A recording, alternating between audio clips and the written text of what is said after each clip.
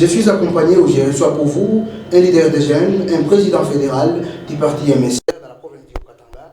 C'est l'honorable Jethro Mouyombi Tchimbou, avec qui nous allons tenter de décrypter cette question d'actualité, c'est-à-dire le message du chef de l'État à l'égard de toute la population congolaise, mais aussi le message du cardinal Fridolin Ambongo qui voudrait bien voir la population assister ou voire même chercher l'unité nationale, la repentance, mais aussi la paix. Alors sans plus tarder, je lui dis M. Jethro, bonjour ou bonsoir. Bonjour, bon après-midi, M. le. Merci de pouvoir répondre à notre invitation. Avec vous, nous allons tenter d'aborder cette question qui cadre avec le message du chef de l'État. Vous êtes expert dans la résolution des conflits. Vous êtes également criminologue. Nous allons parler de certaines questions sécuritaires dans cet entretien. Tout d'abord, commençons par ce message du cardinal Fridolin Ambongo qui voudrait bien voir les Congolais se repentir, les Congolais chercher l'unité nationale. Qu'est-ce que le cardinal voulait insinuer par là? Merci, monsieur le journaliste. Le cardinal a été clair, hein, il faut le féliciter parce que la Bible dit l'humilité c'est un don et beaucoup plus l'orgueil qui précède la chute. Le cardinal a vu tout ce que nous avions suivi par les chaînes de télévision et même tout ce que nous avons vu. Des gens qui ont cherché à semer des troubles dans notre pays, qui ont parlé, qui ont douté de tout parce que chacun était en train de tirer les draps de son côté et il a préféré que les passés soient passés, qu'on oublie et qu'on s'aligne sur la bonne voie.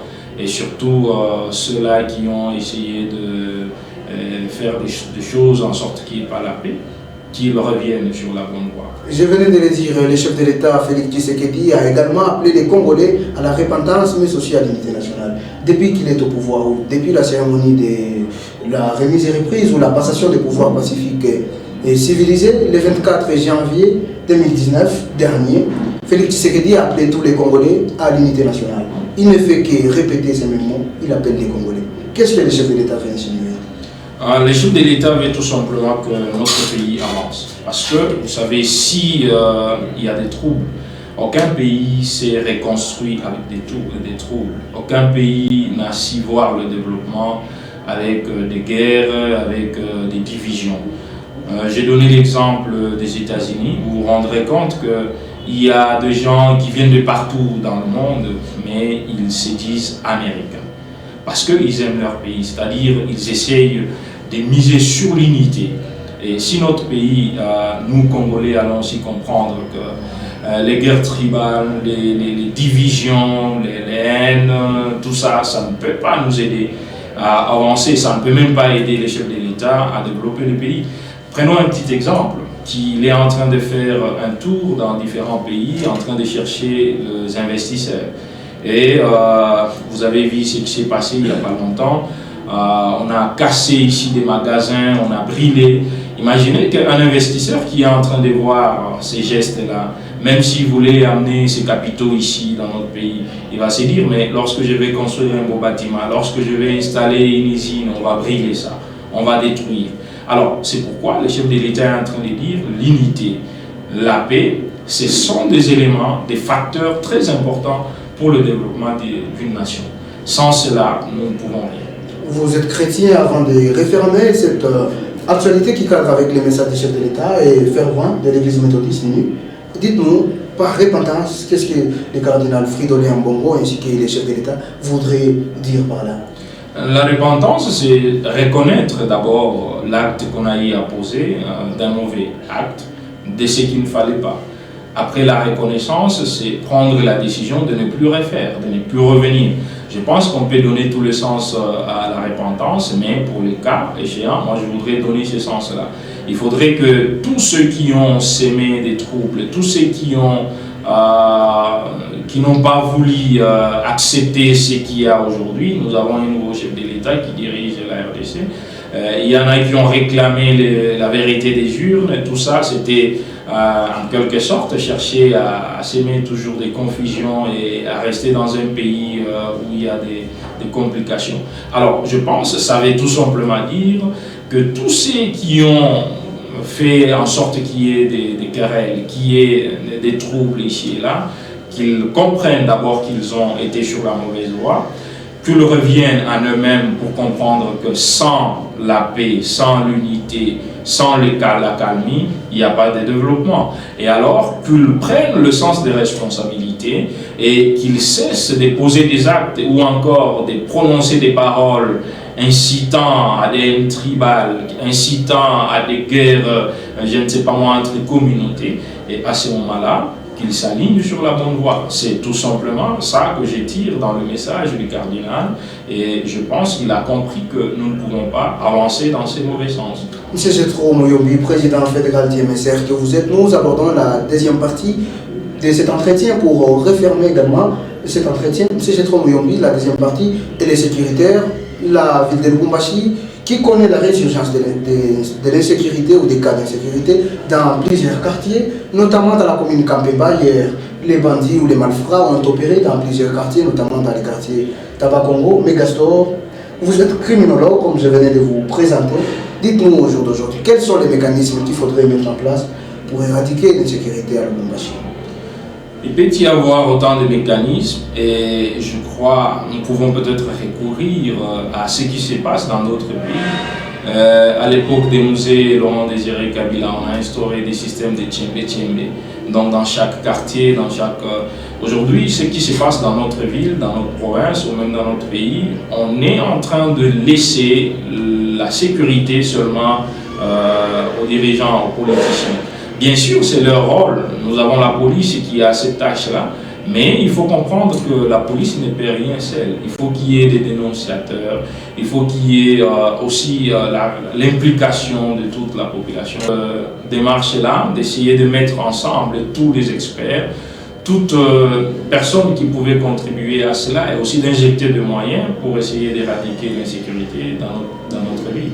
Monsieur Jetro Moyombi, au jour d'aujourd'hui, on a initié des patrouilles pédestres. On veut au moins que la police travaille en collaboration avec la population. Peut-être avant de pouvoir aborder cette question, suivons d'abord cette image d'un agent de la DER4, mais aussi de la DGM, qui a été sérieusement tabassé par la police nationale congolaise. Et le ministre de l'Intérieur s'est saisi de la question. On regarde.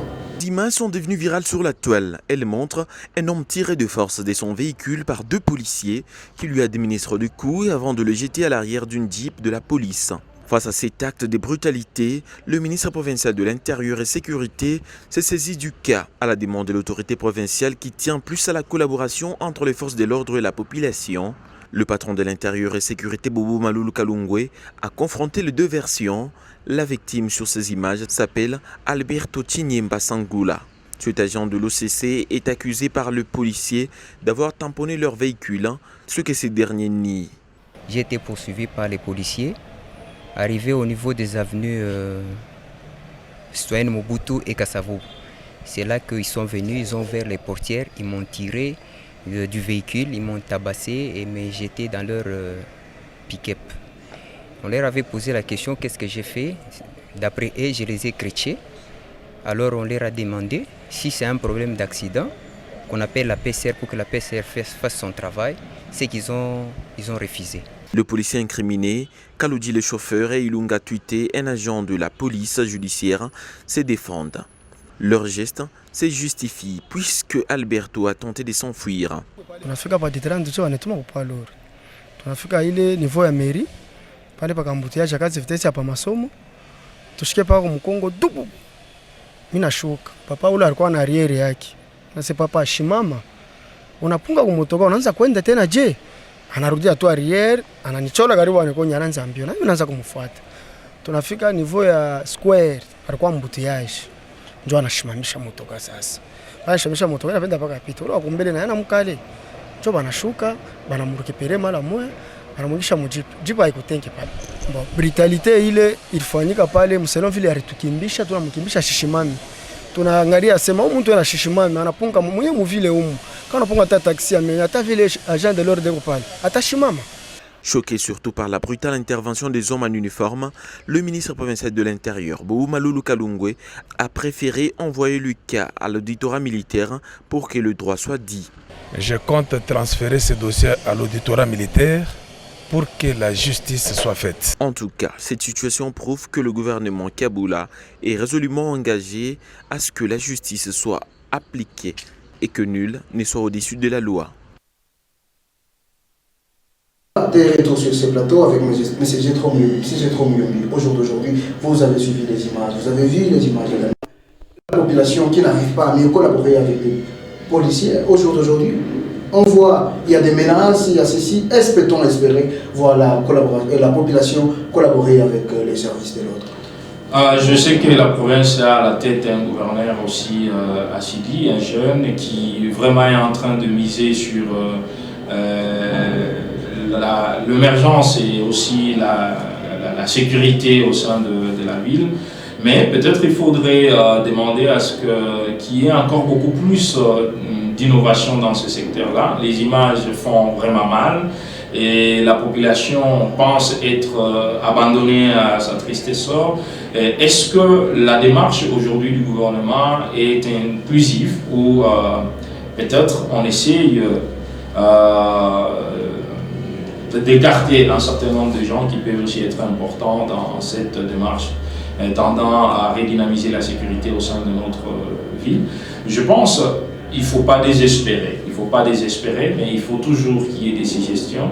Il faudrait aussi que le gouvernement vienne vers la population pour essayer de collaborer avec la population afin d'instaurer un système qui ferait en sorte que même là où on est en train de voir ces actes déplorants, là où nous sommes en train de voir que c'est impossible qu'il y ait la sécurité demain, on peut facilement y avoir la sécurité. C'est entre autres en créant des comités, en créant des groupes de gens, avec des motivations, en travaillant avec des chefs de quartier, des chefs de cellules. Aujourd'hui, nous avons des chefs de cellules et même des chefs d'avenir qui peut-être ne sont vraiment pas pris en compte ou qui ne travaillent pas correctement.